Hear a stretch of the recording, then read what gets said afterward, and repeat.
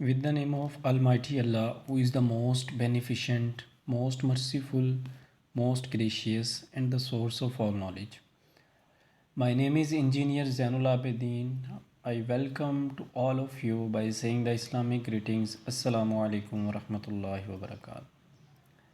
So students, this is the lecture of physics for grade 9th O level.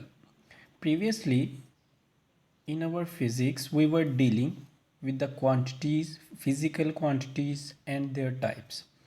And we have discussed everything in this world that is measurable. It is known as physical quantities. And there are two main types of these quantities. First one is the base quantities and second one is the derived quantities.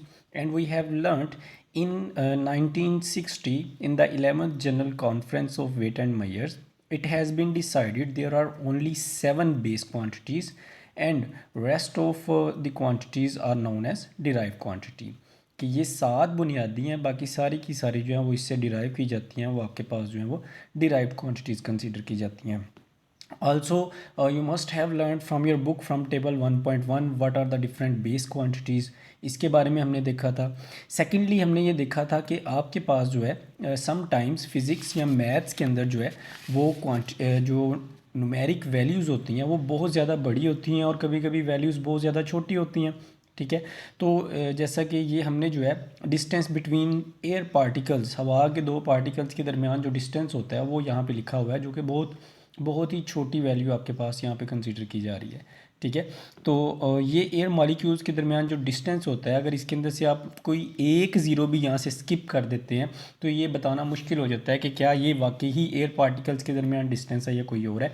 उसके लिए last lecture में हमने जो है prefixes का concept use किया था और हमने टेबल 1.2 से कुछ देखा था कि मेगा की प्रीफिक्सेस जो है वो 10⁻⁶ के बराबर होती है, किलो की प्रीफिक्सेस 10⁻³ के बराबर होती है, माइक्रो या म्यू जो है वो 10⁻⁻⁻6 के बराबर होती है. इसी तरह मिली जो है वो आपके पास 10⁻⁻⁻1 के बराबर होती है. उम्मीद है आपने ये सारी प्रीफिक्सेस जो है वो अच्छे से प्रिपेयर कर ली होंगी.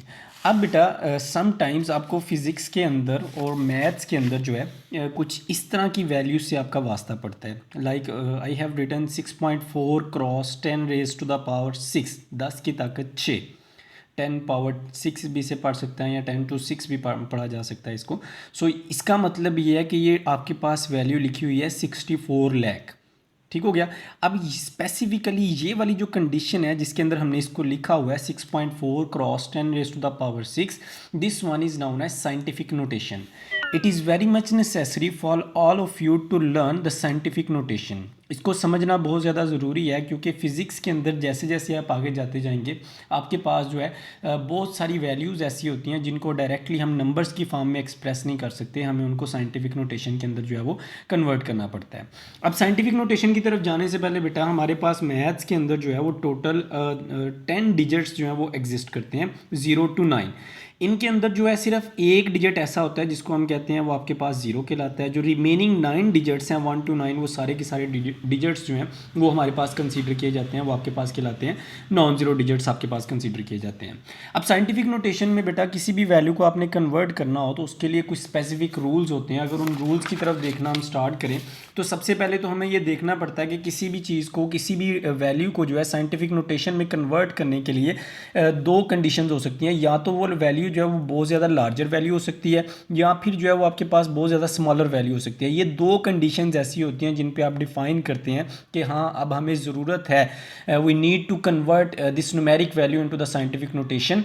There are two cases, if the value is much greater and if the value is much smaller. इन दोनों कंडीशंस में जो है वो आप इसको डिफाइन करते हैं. अब इसमें होता क्या है, इसमें हम वैल्यू को जो है वो डिफ़ाइन करते हैं 10 की पावर के अंदर. जो भी वैल्यू होती है उसको 10 की पावर के अंदर जो है एक्सप्रेस किया जाता है. फॉर एग्जांपल हमारे पास जो मैस ऑफ अर्थ है वो आपके पास 6.15 क्रॉस 10⁻⁴ किलोग्राम्स जो है इतना मैस ऑफ अर्थ जो है वो आपके पास कंसीडर किया जाता है. ठीक हो गया. तो ये आपके पास मैस ऑफ अर्थ की वैल्यू है. ये अब इसका मतलब क्या है कि आपके पास 6 के बाद जो है ऑलमोस्ट 24 ज़ीरोज़ हैं. ठीक हो गया. तो ये बहुत बड़ी वैल्यू है, इसलिए इसको हम पहले साइंटिफिक नोटेशन में कन्वर्ट करते हैं और उसके बाद जो है इसको यूज़ करते हैं.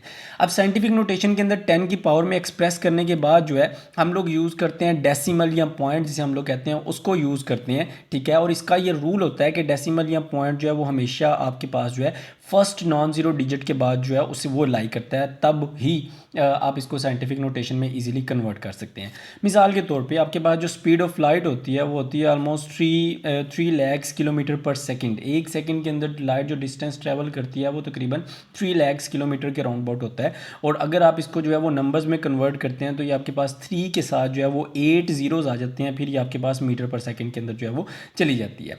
ये मीटर पर सेकंड जो है ये बेसिकली आपके पास स्पीड या वेलोसिटी का यूनिट है, जो कि हम चैप्टर 2 के अंदर इसको डिस्कस करेंगे कि स्पीड और वेलोसिटी जो है वो आपके पास क्या होती है। अब सबसे पहले जो है वो अगर आप कन्वर्ट करना चाहते हैं इस 3 लाख किलोमीटर पर सेकंड को साइंटिफिक नोटेशन के लिए, तो हमें सबसे पहले रूल्स क्या फॉलो करने पड़ते हैं। आपने बेटा मैथ्स में पढ़ा हुआ है, कोई भी वैल्यू लाइक अगर आपके पास 4 है तो आप इसको 4.0 की फॉर्म के अंदर लिख सकते हैं, ठीक हो गया।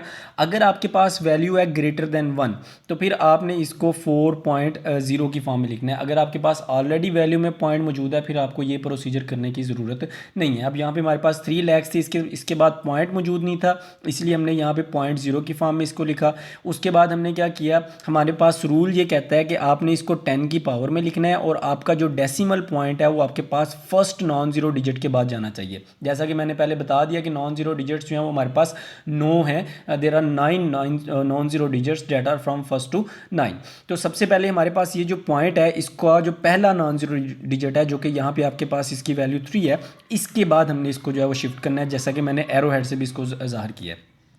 तो जैसे ही बेटा आप इस डेसिमल को यहाँ से इस पोजीशन पे शिफ्ट कर देंगे तो उसको आप उसके बाद आपको ये सारे ज़ीरोज़ लिखने की ज़रूरत नहीं है। उसके बाद आपकी मर्ज़ी है, आप उसके बाद एक वैल्यू लिख सकते हैं, एक डेसिमल प्लेस तक जा सकते हैं या 2 डेसिमल प्लेस मैक्सिमम जा सकते हैं। इससे ज़्यादा सारी वैल्यूज़ लिखने की हमें ज़रूरत नहीं होती। तो इसका पॉइंट जो है वो यहाँ शिफ्ट करने के बाद इसको मैंने लिख दिया 3.0, ठीक हो गया। उसके बाद क्रॉस 10 एज इट इज़ आ गया। अब ऊपर जो पावर लिखनी है ना वो बेटा डिपेंड करता है कि आपने पॉइंट को कितने डिजिट मूव करवाया है, ठीक है। अब जैसा कि यहाँ पे देखें तो ये first, second, third, fourth and fifth, हमने 5 डिजिट्स जो है वो आपके पास पॉइंट को मूव करवाया है राइट से लेफ़्ट डायरेक्शन की तरफ। तो यहाँ पे अगर आपके पास पॉइंट राइट से लेफ़्ट डायरेक्शन में मूव करता है तो आपके पास पावर जो है वो हमेशा पॉजिटिव आती है। तो ये आपके पास जो है 3.0 cross 10 raise to the power 5, इस तरह से आपके पास साइंटिफिक नोटेशन के अंदर जो है वो कन्वर्ट हो जाता है। अब ये साइंटिफिक नोटेशन के अंदर बेटा जो पावर होती है 10 की पावर, ये आपके पास पॉजिटिव भी हो सकती है, ये आपके पास नेगेटिव भी हो सकती है। अगर पावर आपके पास जो है वो पॉजिटिव है उसका मतलब यह है कि आपकी जो वैल्यू है वो ग्रेटर देन 1 है, और अगर आपके पास पावर नेगेटिव है तो उसका मतलब यह है कि आपकी वैल्यू जो है वो स्मॉलर देन 1 है।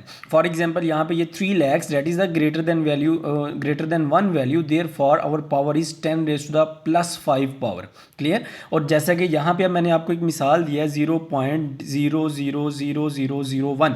अब ये वैल्यू हम सबको पता है कि ये स्मॉलर लेस देन 1 है, 1 से छोटी वैल्यू है, तो इसकी जो हमारे पास साइंटिफिक पावर आएगी वो नेगेटिव के अंदर आएगी।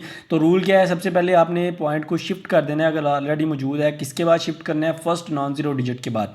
तो हमारे पास यहाँ पे वैल्यूज़ में देखें तो नॉन ज़ीरो डिजिट जो है वो ये 1 हमारे पास एग्जिस्ट कर रहा है, तो इसका मतलब इस पॉइंट को हमने शिफ्ट करना है इस 1 के बाद, ठीक हो गया।